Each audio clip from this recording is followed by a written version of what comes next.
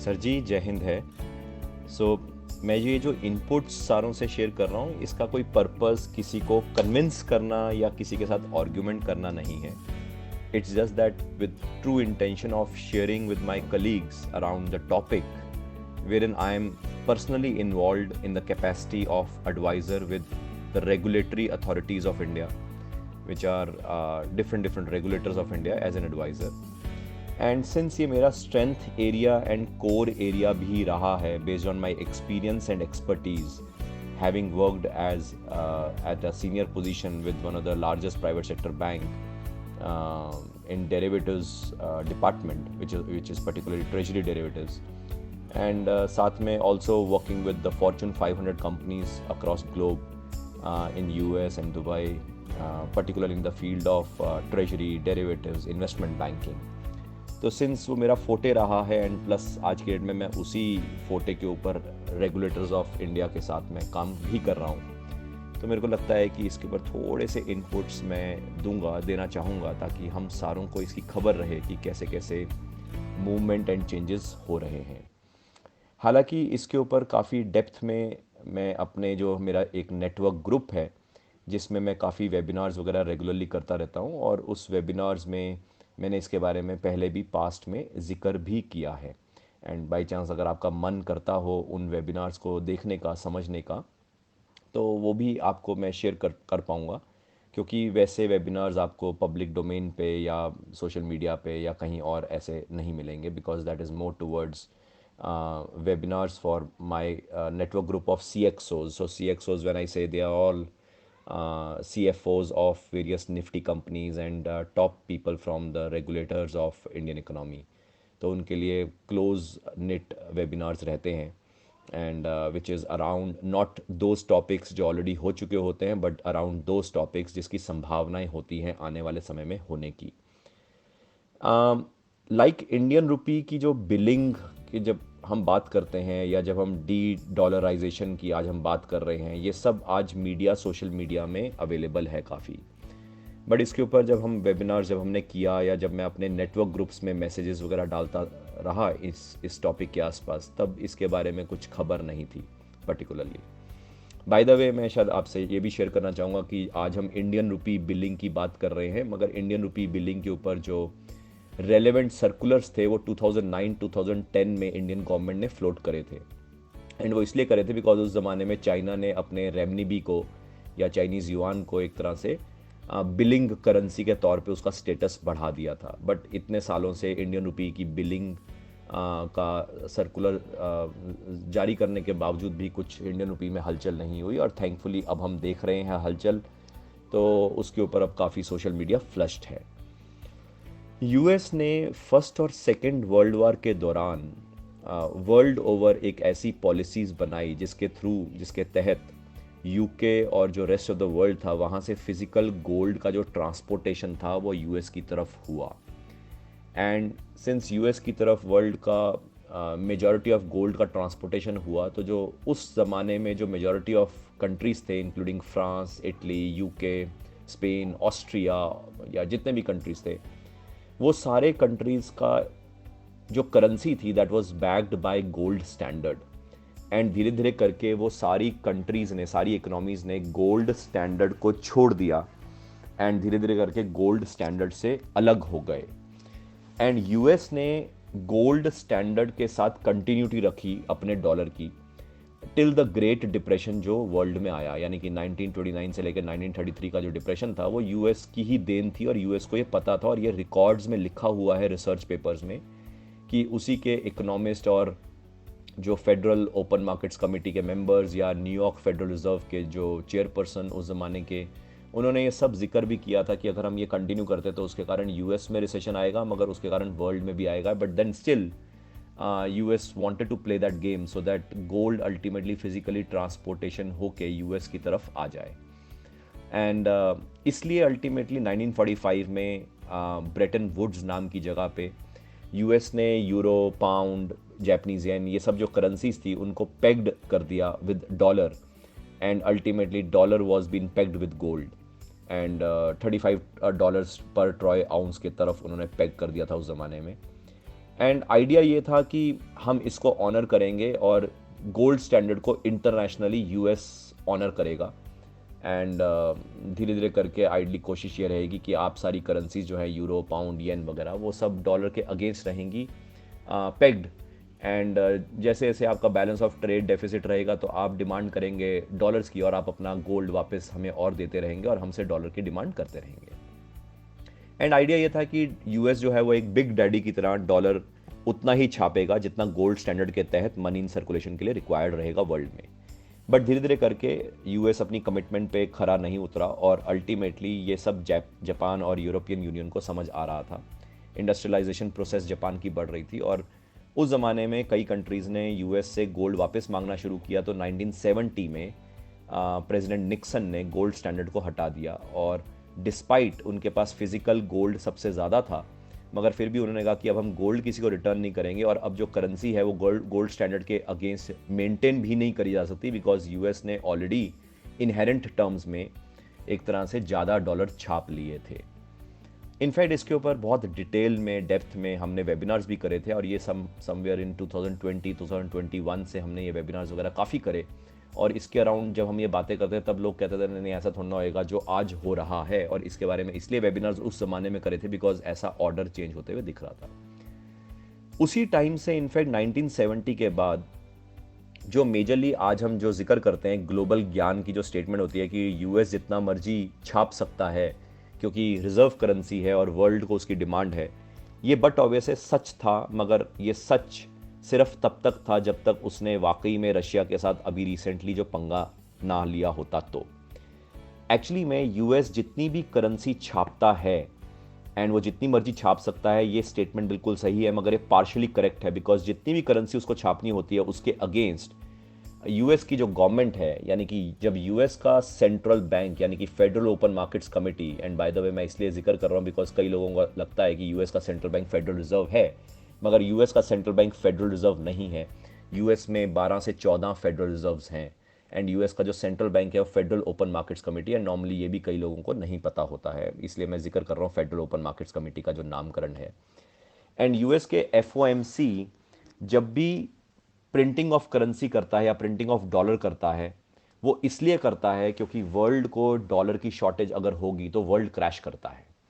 And ये एक तरह से डिपेंडेंस यूएस ने अपने ऊपर सारे वर्ल्ड की इकोनॉमीज की लगा रखी थी ever since 1970s। And but obvious है इसका एक और रीज़न भी था कि 1970 के बाद धीरे धीरे करके यूएस ने जितने भी कमोडिटी प्रोड्यूसिंग कंट्रीज़ थे, जैसे कि oil, natural gas producing countries हैं, तो उन सारों की भी जो बैकिंग थी वो भी डॉलर के साथ कर दी थी, यानी कि जिसको हम पेट्रो डॉलर के नाम से जानते हैं। मगर लोग शायद ये नहीं समझते कि जितना भी करेंसी यूएस छापता है उसके इक्विवेलेंट टर्म्स में यूएस की जो गवर्नमेंट है उसको यूएस के जो गवर्नमेंट के जो यूएस की जो ट्रेजरीज है, जिसको हम आईओयू बोलते हैं, आईओयू यानी कि मेरे को आपको पैसा देना होगा, वो गवर्नमेंट सिक्योरिटीज़ की ऑक्शनिंग भी होती है। और वो ऑक्शनिंग आउटसाइड यूएस करी जाती है, यानी कि जहां आप एक तरफ प्रिंटिंग ऑफ करेंसी अनलिमिटेड करते हैं और यूएस छाप सकता है बिकॉज वो वर्ल्ड की रिजर्व करेंसी है, मगर वो इसलिए छाप सकता है because equivalent amount of paper, government paper, वो इशू करे जाते हैं, ऑक्शन करे जाते हैं वर्ल्ड ओवर। एंड वो वर्ल्ड ओवर जितनी भी इकोनॉमीज़ हैं वो उसको खरीदती हैं बिकॉज उनके पास कोई और चॉइस नहीं होता है। एंड जापान की इंडस्ट्रियलाइजेशन तोड़ने के लिए चाइना को सपोर्ट किया गया, एंड जिसको हम बोलते हैं चिमेरिका, यानी कि चाइना और अमेरिका का एग्रीमेंट हुआ जिसको हम चिमेरिका बोलते हैं। और वो एग्रीमेंट में क्या हुआ क्या नहीं मैं उसके बारे में जिक्र नहीं कर रहा, अदरवाइज ऑडियो बहुत लंबी हो जाएगी। एंड इसके बारे में ऑलरेडी मैंने जैसे जिक्र किया है कि हमने वेबिनार्स में बहुत डिटेल में डिस्कशन करी है। तो उसी की देखा देखी में एक और शादी हुई जिसको हम बोलते हैं यूरोप और रशिया, जिसको हम यूरशिया बोलते हैं। मगर जस्ट रिसेंटली जो चेंज है, जो अब हुआ है, जो पहले कभी नहीं दिखा, वो है चाइना और अमेरिका की शादी टूट गई, जो कि ट्रंप ने तोड़ी ट्रेड वार करते करते। एंड फाइनली वो रशिया यूक्रेन के जो एपिसोड के साथ पूरी ही टूट गई है, जो कि हम 2020-21 से देख रहे हैं। एंड इसके कारण वर्ल्ड का ऑर्डर चेंज हो रहा है। एंड इसके बारे में मैंने कई बार जिक्र किया है, मेरे जो अपने नेटवर्क ग्रुप्स हैं, in fact I carry a huge network group of almost 25,000 people across globe, and जिसमें ऑलमोस्ट जितनी भी निफ्टी कंपनीज़ हैं उनके CFOs हैं हमारे नेटवर्क ग्रुप में। जितने भी बैंक्स हैं उनके नेशनल हेड्स हैं, जितने भी टॉप ब्रोकर्स हैं या जितने भी टॉप स्टार्टअप कंपनीज़ हैं उनके भी टॉप जो मैनेजमेंट के लोग हैं वो भी हैं, जितने भी रेगुलेटर्स हैं उनके भी मैनेजमेंट के लोग हैं, टॉप लोग हैं। आइडिया ये है कि एक तरह से वो नेटवर्क ग्रुप्स में it's more of a professional queries resolving, plus I keep on sharing my inputs on economic policies and markets broad way में, ताकि नेटवर्क मेंबर्स को ब्रॉडली समझ आता रहे कि किस तरफ वर्ल्ड मूव हो रहा है। But obvious other learned people also share their inputs on industry relevant stuff, and it's a no nonsense network group. And you let me know अगर आपका मन करता हो हमारे किसी नेटवर्क ग्रुप में ऐड होने के लिए, तो I will be happy to get you added, because I keep on sharing quite regular messages out there, and कभी उनमें से एक आधा कोई चुन के मैसेज मैं बाकी ग्रुप्स में शेयर करने की कोशिश करता हूँ, just to maintain the continuity and activity in other groups. तो ये जो शादी जो चिमेरिका और यूरेशिया की जो टूट गई है, उसके कारण अब क्या हुआ है कि रशिया और चाइना का कोलैबोरेटिव अरेंजमेंट हो गया। अब चाइना जो है वो वर्ल्ड की लार्जेस्ट फैक्ट्री है, और रशिया जो है वो वन ऑफ द वर्ल्ड का लार्जेस्ट कमोडिटी प्रोड्यूसर है। और बाई चांस अब रिसेंटली क्या हो रहा है कि सऊदी भी इनके गैंग में मिल गया है। तो इसके कारण अब वैसा हो रहा है जो कभी आज तक वर्ल्ड में नहीं हुआ, जो कोलैबोरेटिव एंगेजमेंट जो ये कंट्रीज़ का हो रहा है, उसके कारण यूएस कहीं ना कहीं फीका पड़ रहा है। एंड इसका बहुत बड़ा एविडेंस ये भी है कि जो गोल्ड है वो फिजिकली मूव आउट कर रहा है। इनफैक्ट मैंने अभी रिसेंटली मैसेजेस भी डाले थे कि जो कॉमेक्स है या लेटर से जो लंदन की जो गोल्ड बिजनेस एसोसिएशन है, वहाँ से फिजिकल गोल्ड पिछले 12-14 महीने से लगातार आउटफ्लो हो रहा है। एंड ये छोटी मोटी बात नहीं है, क्योंकि अल्टीमेटली जो गोल्ड का आउटफ्लो हो रहा है, ये इसमें कहीं ना कहीं यूएस के जो करंट बाइडेन एडमिनिस्ट्रेशन के कुछ लोग वो भी इन्वॉल्व हैं। मैं ये नहीं कहूँगा यूएस इन्वॉल्व है, मगर यूएस के बाइडेन एडमिनिस्ट्रेशन के कुछ लोग इन्वॉल्व हैं। एंड इसी का लिंकेजेस हम ऐसा भी कर सकते हैं कि कुछ डेरिवेटिव पोजीशंस भी बिल्डअप हुई हैं world over, and derivative positions build up होने के कारण ये लग रहा है कि एक तरह से बहुत बड़ा क्योस है जो बढ़ रहा है यहाँ से, एंड जिसके कारण पूरा जो फाइनेंशियल ऑर्डर है, मॉनेटरी सिस्टम का जो ऑर्डर है, वो चेंज हो रहा है। इनफैक्ट मैं डेरिवेटिव्स का जिक्र इसलिए कर रहा हूँ क्योंकि वर्ल्ड में जहाँ जीडीपी वर्ल्ड की $100 ट्रिलियन है,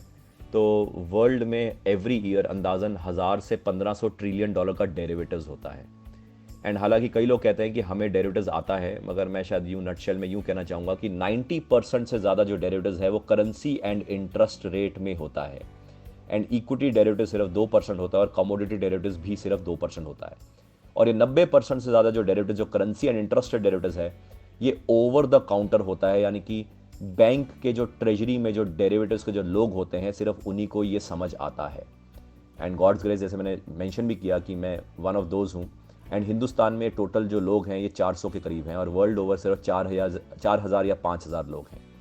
एंड ये यूनिकनेस के कारण जो डेरिवेटिव पोजीशंस जो बिल्ड हो रही हैं, ये over the counter derivative positions जो बिल्डअप हो रही हैं, इसका जिक्र नॉर्मली आम आदमी को नहीं होता है, क्योंकि ये सिर्फ बैंक के ट्रेजरी साइड पे होती है, और जिसका अल्टीमेटली जो कंपिलेशन है वो www.BIS यानी कि बैंक फॉर इंटरनेशनल सेटलमेंट.org पे होता है। और इसके बारे में मैंने कई बार जिक्र भी किया है पब्लिक डोमेन पे, मेरे यूट्यूब के चैनल पे, या हमारे जो वेबिनार्स में, या जो मेरे जो नेटवर्क ग्रुप्स हैं उसमें। एंड एक्चुअली मैं प्राउडली, विदाउट बोस्टिंग, मतलब कोई बोस्ट नहीं कर रहा, without proudly with proud God's grace, मैं ये जिक्र कर रहा हूँ कि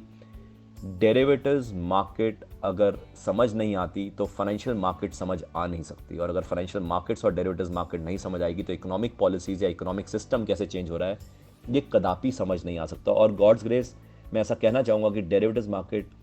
उसी को समझ आ सकती है जो ओवर द काउंटर के, बैंक के, ट्रेजरी के डेरिवेटिव्स डिपार्टमेंट में या तो काम कर रहा है या काम कर चुका है। एंड सिंस मेरा कोर प्रोफाइल ही वही है ऑलमोस्ट पिछले 15-16 साल से, तो इसलिए मैं आप सारों से शेयर करने की कोशिश कर रहा हूँ।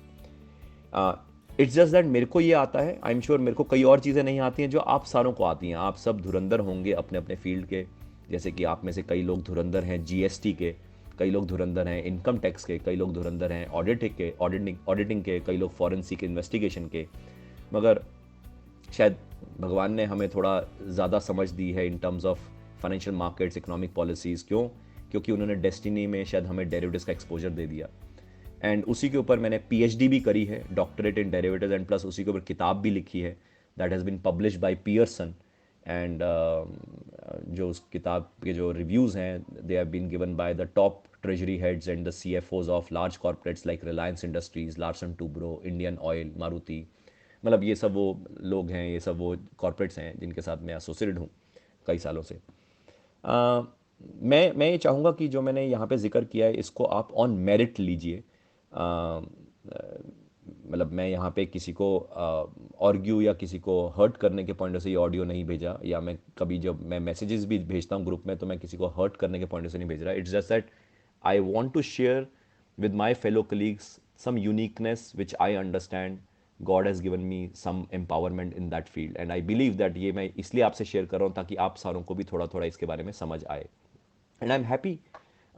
to be connected with you all. Thank you very much. जय हिंद है।